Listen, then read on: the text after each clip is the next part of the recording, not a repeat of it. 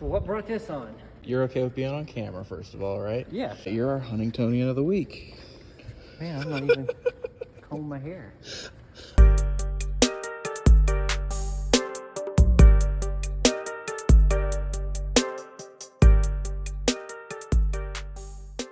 How long you been in Huntington? Since 1991, when I came to Marshall to go to school, and I've been here ever since. What was your first line of work when you moved to Huntington?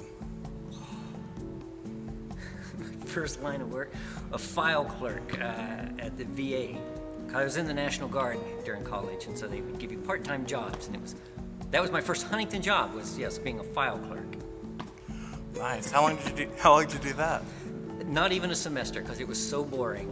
I wanted to just chew my own hands off to get out of there. 8 hours a day of here's a stack of folders, put them in alphabetical order, put them in the filing cabinets. And when you're done, we'll have another pile for you. And when you're done with that one, we have another pile for you. It was before databasing and the internet and all this in the early 90s, so everything was still paperwork. How soon after that did you get involved in like acting and theater?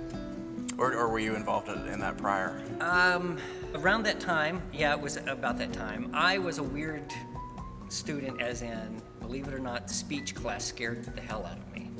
And I would not take speech. Even my advisor would say, hey, you need to take your speech class. Okay. And I kept putting it off and making excuses. So I finally had speech class, and it just so happened that my speech professor was also the drama professor. Halfway through the speech class, he pulled me aside after one class and said, hey, did you ever think about trying out for a play or taking any drama? And I said, no. And he said, well, you'd be really good at it. And so he got me to take a bunch of drama classes and got me into some plays at school, and still didn't take it seriously. It got me into it seriously enough, I changed from a science background to more liberal arts or video production. Should have went with the acting right off the bat, because I wasted a lot of time. Not wasted, I learned so much. But I really wish I was stuck with his advice and said, hey, you should be an actor. My first real production was Noises Off, which is a standard play that's done all over the years, and it was Sheldon, an old British man, and it was really weird that somebody 19 years old, like, hey, and that was the part that he pulled me out for. It's like, hey, you would be great for a part. Would you want to? I said, sure, if I get extra credit. And that's when I started meeting other people that were doing short films at that time, and I still wasn't taking it seriously. I was just the guy that, hey, do you want to do this, or could you help me? And yeah, and we all know guys like that. A good friend of mine, Dave Brock, who teaches film studies at State and Institute. I met him when he was in high school. He was doing little things on the weekend with his VHS camera, and he said, you want to do it? I said, yeah, sure. We'd run around doing short films, and it just kept growing from there. I never was taking it seriously, just if someone asked me, hey, you want to be in a short film?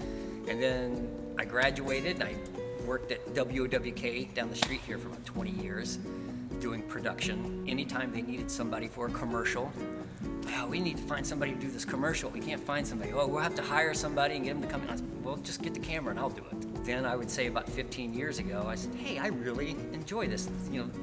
It's the one thing in my life that I really enjoy that brings me joy and happiness. So I'm going to keep doing it. And now it just seems like every year I'm doing more and more. And now I'm helping a lot of the kids at Marshall with their film studies. And if anybody asks, I'm sure, I'll do it. I've made a couple short films myself. Don't ask me how many I've been in. I have no idea. I lost count a few years ago, 50, 75 maybe. And even to this day, now I understand when people say, hey, I like that project, film you did. And I'm like, I can't remember that. What was it about again? What was the name of it? It just shows you how much fun it is and how much I want to just keep doing it as much as possible.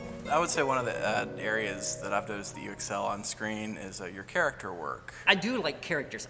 To me, the most important thing is putting costume pieces on. If I can put a piece of a costume, growing beards and changing my hair and wearing odd clothing. But you might be able to see with the way I look and glasses and my body shape, I end up typically being managers or lawyers, a doctor, things like that. I'm like, no, I want to play a crazy psychopathic hillbilly. No, you're going to be the store manager. The short film Charged is being shown at the Mountaineer Film Festival this year, and you're in that. How did you come up with your Southern accent? Because it is very distinctive and heavy.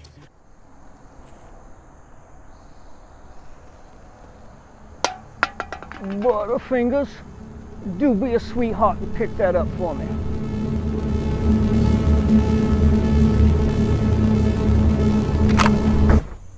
Now I almost think you don't want me to see what you've got in your caboose. You mind telling me what you got in the trunk, son? It actually came from Richard, talking about a couple lines in there where he was like, well, I want you to say this. He's coming up, knocking on the door. Well, howdy there, sir. And it just came out. How are you doing today, sir? Doing all right.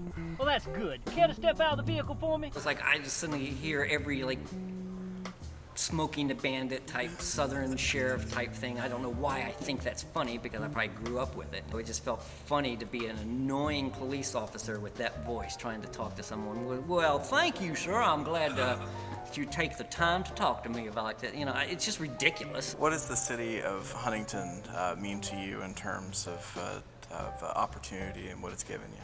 The close-knit community, really, the first thing that popped in my head was family, but my family's not from here. But I always equate that with the people that for years that I've hung around with or worked with around here, is you really become sort of like a family. There's just this kinship from such a small community. I'm not saying that Huntington's small, but compared to the rest of the world, it's kind of small. Right. My family is from Mingo County, which is really, I mean, 1 year in Mingo County is just like 10 years in West Virginia.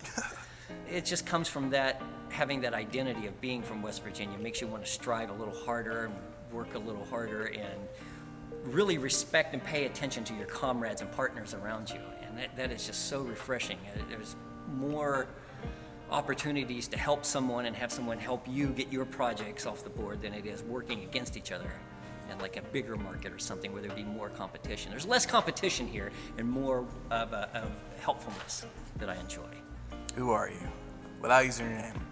Honestly, I can't think of a who. The first thing that popped in my head was a magpie. Because I've always said, since we're talking about acting, my acting technique is not a method actor. I mimic. I'm into mimicry. So who I am, I mimic what I see. I am just a mirror reflection. If someone wants me to play a certain part or a character, I find something that I can mimic. And that's, in essence, it's what somebody could say what acting is you're mimicking real life. But I want to find that one instance in particular and mimic it for the film. So yeah, I don't know why. I feel like if I was to describe myself as something, it would a magpie. I will cherish my trophy. I'm glad to hear. It'll go on my shelf.